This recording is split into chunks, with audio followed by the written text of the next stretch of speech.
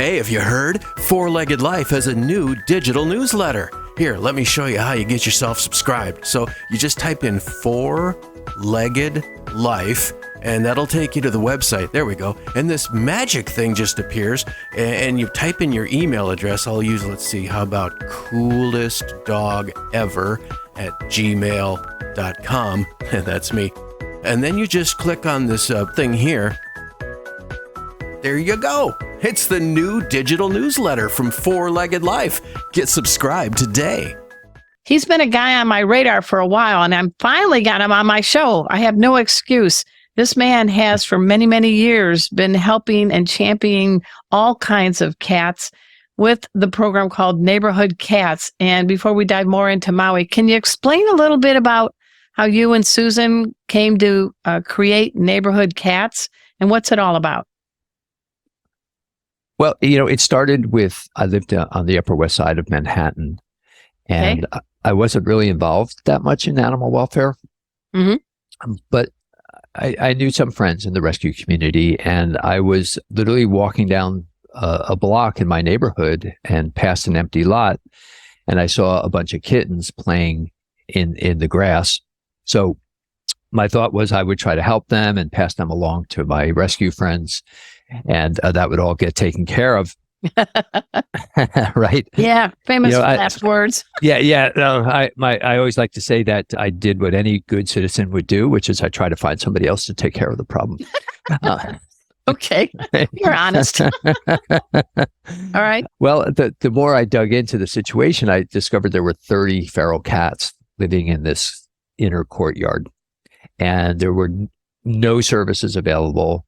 And it was a situation at that time in New York City that was repeated literally thousands of times in every borough. And so there was no opportunity to rescue them or put them in a shelter or find them homes. And I was told about trap, neuter, return as an alternative. Mm-hmm. And actually, the funny thing is, at the time, I was like, that didn't sound like a very good idea to me, to take cats and fix them and put them back into this kind of dense urban neighborhood. But left with no other choice, and we, myself and a couple of neighbors were working together. We were not going to euthanize, perfectly healthy animals. It's hard, yeah. How would So we caught them and we fixed them and we put them back, and it turned out to be very successful. It solved all the problems on that particular block, and then the rest of the neighborhood on the Upper West Side wanted to do the same thing. So we went from colony to colony throughout the Upper West Side, and then that was very successful. There was dramatically lower intake into the city shelter from our neighborhood. So then the city animal agency started working with us, and then we started working with the ASPCA, and it just kept growing and growing from there. Well, what were you doing to earn a paycheck at the time? What was your career? I was working part-time as an attorney, doing appellate law, actually out of California, of all places. And I was also doing video production. I was a director and editor for a small journalistic production company that did sort of New York stories and distributed them internationally. So here's a legal beagle helping cats? Yeah. I certainly enjoy working with cats more than working with, lawsuits and... At least you see the claws and fangs coming, right, from the cat. Cats don't hide their feelings. That we could go on that tangent for a while, but there was a calling, wasn't it, Bryan? I've always had an affinity for cats. Mm-hmm. I since I was a young child, I've always had cats as close companions. And do you remember your first cat's name? Yes, my first cat's name was Spot. Please tell me the cat was black and white, or what? What was that? Was original Spot. Yeah. Okay. Well, we back in the day. I was 7 at the time, so I give myself a little break. What was Spot like? The black and white cat was Domino. Oh, of course. Okay. Spot was tabby and white, and he had a big spot on his nose. So, but he was my buddy. He would hang out with me all day, and they'd go out at night and run around the neighborhood, and then just hang with me during the daytime and stuff. So, after that, I always had, once I went to school or graduated from college, I should say, I just always had cats, either, from a girlfriend or my own or a rescue or So stepping into helping community cats was kind of a natural step, sure. Now, people need to know the definition of community cats. I know folks think of feral cats versus cats that live in homes, but it is 2023. So help us out. So community cats is sort of this catch-all term for cats that are living independently outside of, your traditional homes. So you wouldn't call them pets, but they have a connection to people. They have caretakers who come by and provide them with food and water, usually on a daily basis. And what we've learned when I started doing this work 20 years ago, we used to call all the cats on the streets feral. Yeah. Meaning they were unsocialized and, you had to trap them in order to get them spayed and neutered. But what we've learned over the years is that there's such a wide spectrum of cats that live in this kind of semi-independent way, and they range from very friendly to extremely wild. So community cat is sort of an encompassing term. Gotcha. For all the cats that live outside what we would consider a traditional home. Well, I live in a community in Dallas, and I have to say, morning and evening, we have a group now. We give them names. We have Cheeto. Yeah. We have Bob, because he has a little bit of a tail, not much. And several others. We actually brought in a cat we named Baxter, who had been on the streets apparently 10 years and loved. Every time we walked our dogs, Baxter, this fluffy tuxedo cat, would follow us. He's now in our house. He's been living with us for 2 years. And he's like, I'm not going anywhere. I'm happy. But you're right. There is a range, but they seem to wear invisible watches, and they know when you're going to put the food and water out. And then they kind of hide and look for you. And then you develop this little trust. I guess I won't make you sing the song from Pink, Trust Fall, but he's like, thank you.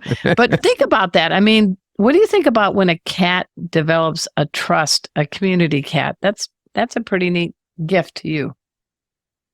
There have been actually some research on this, but also just based on my own personal experience, that the bond between what we call a caretaker and their community cats is just as strong as the bond between a traditional owner and a pet.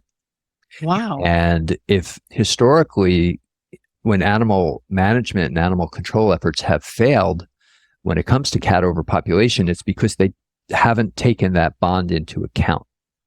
So when you pass if some municipality tries to pass a feeding ban, they're like, okay, we're gonna get rid of all the stray cats by making it illegal to feed them. That's horrible. And it's been tried hundreds and hundreds of times, and there isn't a single example of success. And the reason is because they're not taking into account that the bond between the person and the cats is so strong. And if you don't put a police officer on every corner 24/7, they're going to find a way to feed their cats. They're not going to let them starve. And that's why feeding bans don't work, or trying to remove all the cats from the community, whether it's for euthanasia, or that's usually what it ends up being. But even if you could put them all in some magical sanctuary somewhere, that still wouldn't work, because people are not going to cooperate, especially if the likely outcome is death. So they'll not tell you how many cats are there, or they'll feed them before the trapping, or they'll trip the traps, or they'll do everything they can to protect their animals. So when we do trap, neuter, return, which is what Neighborhood Cats is the program that we're behind, that brings the people who care for the cats into the process. Right. Be proactive, because cats are taking care of rats and other things. And, no, I'm on team Neighborhood Cats. Yeah. There's a lot of benefits to maintaining cats in certain areas. Certainly there's rodent control. But then there's just the emotional bonds. It's just, survey after survey shows that people prefer to leave the cats where they are. And for every person that's complaining about them being there, there's 4 or 5 who like having the cat in their lives. So just the way you did when you would take your dog for a walk, and I'm sure you really enjoyed having Baxter follow you. He walked better off leash than our dogs did on leash. But you could tell he was. We were thinking, this cat had been dumped, Somebody dumped this cat. That's probably the story. We also had brought in a one-eyed cat named Mort, whose ear was tipped. And everybody knows the left ear tip means they've been taking away their family jewels and they will not populate. Leave them alone. Just feed them and all. And he lasted a couple years. So we sort of scout out when there seems to be a friendly outdoor cat, and you can tell, and acclimating to our cats and dogs. But we've trained our dogs to think cats are gods. But Baxter, can you imagine living for 10 years and then finally landing a home? He's the sweetest boy ever. Well, there's a lesson there too, which is that cats, that feral is a behavioral description. It's not a biological state. Very and good. The same cat can transition from feral to tame and back to feral again if put out in the wild. So it's really important to treat each cat as an individual that is going to evolve and develop on their own. Thanks so much for making our tails wag by watching this guest interview from Arden Moore's Four-Legged Life.